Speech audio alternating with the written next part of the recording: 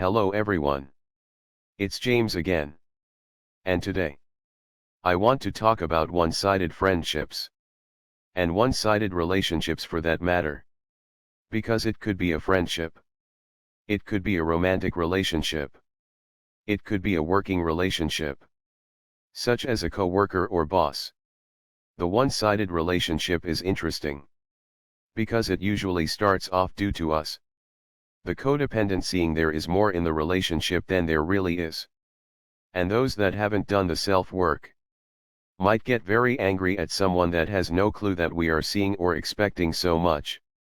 But then on the other hand, the narcissist or the other toxic types take advantage of such opportunities. And will use this one-sided relationship to their advantage to gain narcissistic supply. Among other things. Which we do have a real reason to be mad at the end of such relationship. Because our kindness was abused. That being said, this goes back to when the narcissist might call us their soulmate on the first day of meeting them. And guess what? We believe them. We happily believe them. No flinching. No second guessing. Just a blissful look on our face as we soak it all in. Or the narcissistic boss or friend that praises something about us. We then think we can do no wrong. And this person is 100% on our side. Here's the thing. Those that grew up in somewhat healthy homes. With a mother and father that loved them. And cared to show them right from wrong. Would let us know. That people are fickle. That being said. It's okay to trust. But don't trust too much. Save that for family. So these people grow up learning and understanding that family is first. And people come and go. So here you come along. And you seem to hit it off well with a new friend. Or someone you're wanting to get to know romantically. And before you know it, this person is pulling away. Why? What's going on? Well, though you might not have said you are soulmates. You might have gone overboard to imply it. And they know based on their upbringing. Getting to know someone takes time. And they go back to their friends or family. And they say, wow, that guy or that girl was nice. But was a bit too much. And a bit too clingy. And acting like they've known you for years when they've only known you for 5 minutes. And this will drive a good person away. Because they see this as unhealthy. Just like we should see it as unhealthy when the narcissist was running their scam on us about being our soulmate. But that's just it, isn't it? That's the reason why we fell for it. And as in the previous video, they knew at that very moment they had us. And that's because we as codependents. And not just codependents. But people really without a family. Desperate to have someone accept us. And because of all of this, we believe the unbelievable. Or we get mad at someone that might be healthy enough to know there is something wrong with how we are going about being their friend and getting to know them. It's really that simple. Until we do the self-work, we'll always be in that place where we are running off good people. Good people that can see we are going overboard. And to be quite honest, they are freaked out by our overboard behavior. And then there are those that see it as a good opportunity to get what they want. No matter if they are a narcissist. Or another toxic type. Or just someone that has a weak moment. And can't say no to taking advantage of us being so naive. And over anxious to have a friend. Now though this applies to both men and women alike. Because there are a lot of people pleasers. Or former people pleasers out there that are both men and women. That are struggling to find a balance in their life. But that being said, and I have to say this, our society still pushes the narrative that men must man up and take responsibility for things that aren't their problem. Here's a perfect example of this. A while back, many on YouTube were talking about a young teen boy that was on one of those more "You Are Not the Father" shows.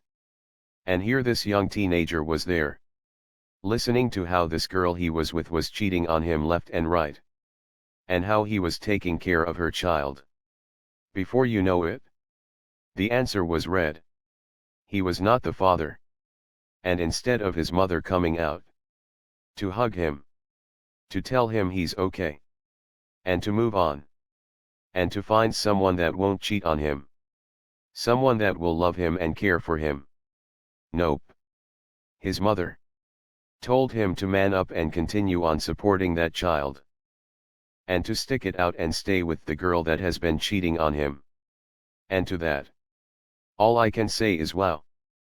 But here's the sad part. Roll back the clock several years. You know nothing about narcissistic abuse. You are a young teenager, being manipulated by everyone. And you think, like many of us, if you just bend over backwards to do what others are asking for, things will get better. Well, there you are in the same situation as this young teen, with your mother telling you what to do. What choice do you think you would make? More than likely I or any of us would sadly make the wrong choice. Because the brainwashing is so thick and so real. This is why I talk to you about talking to your sons, grandsons, and nephews.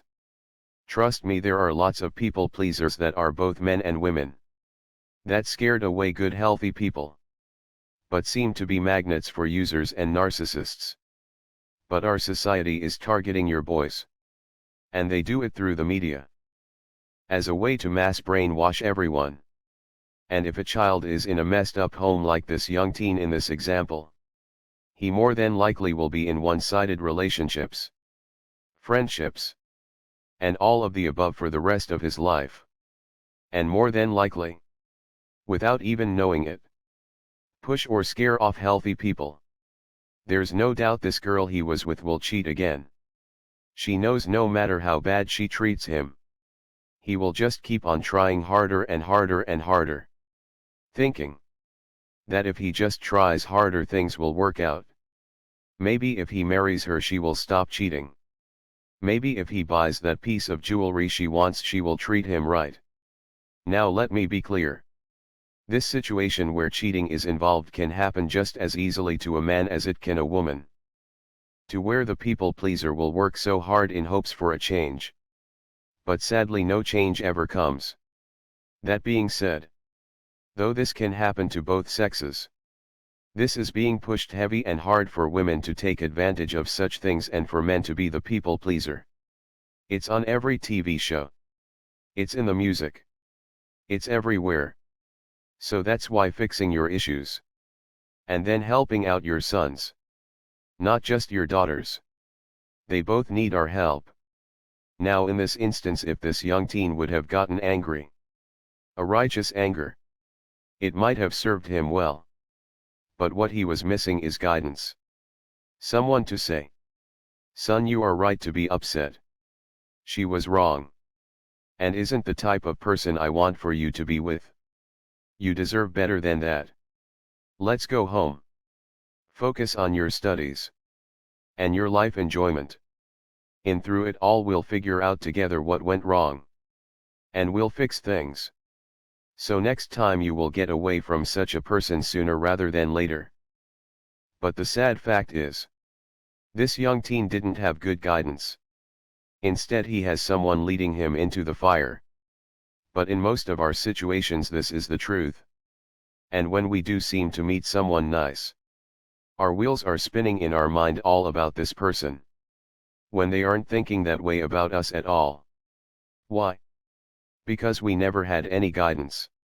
Someone to show us how to focus our energies on the right things. Also to let us know it's okay to focus our energy on ourselves. Because if we don't know how to love ourselves, we are no good to love someone else. It's like our love function in us is firing all over the place. And it's just too much.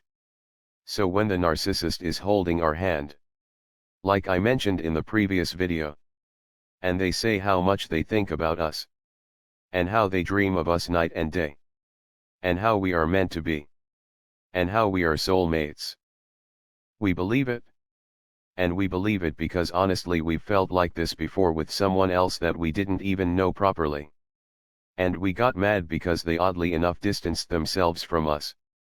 The things the narcissist is telling us. To gain this one-sided relationship. We believe because we've toxically felt it with others. Possibly many others. Because no one said, "James, that's corny. People don't think and talk like that. And if they do, there's something seriously wrong with them." Because if someone were to say that, someone trusted and wise in our life, we might be able to sit back and reflect.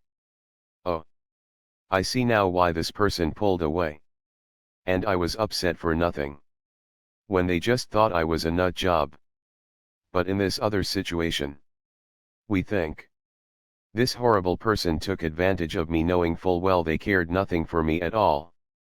Man, that boils me like no other. And it's that understanding and embarrassment for one situation, and righteous anger for the other situation, that makes one say, you know, I have some work I need to do. Though I need to do some work, it doesn't excuse what this demon did in using me. But I have some work to do nonetheless. The key thing is to have standards. Boundaries. You can be nice without being too much. You can be helpful without taking on someone's problems and forgetting your own. And you have to understand these are indeed life skills your parents or parent should have taught you. But if they were narcissists, or another toxic type, they did everything to ruin your life, and turn you into a life failure. So you would always revert back to them. So they can feed on your misery and pain. Because they know your bumbling life actions, and not knowing how to perceive certain situations, is going to constantly put you in situations where good people will avoid you. Because think about it. If people that have healthy boundaries and lives wanted to be a part of your life, you would learn how screwed up your family is. And they don't want that. They want to keep you stuck. And keeping you from having healthy relationships with healthy people is the first place narcissist parents start in their journey in destroying your life.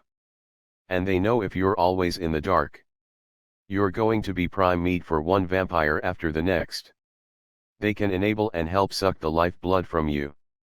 All the while, they encourage you to go back in for more abuse. The goal should be to see one-sided friendships and romantic relationships before they develop. And the best way to do that is with self-help, self-betterment, creating boundaries, and taking your time in getting to know someone. And whenever you get that overwhelming feeling, because that's what it is, an overwhelming feeling to run out and take over someone's problems, take a step back and work on your own. It's okay to be a friend. It's okay to help.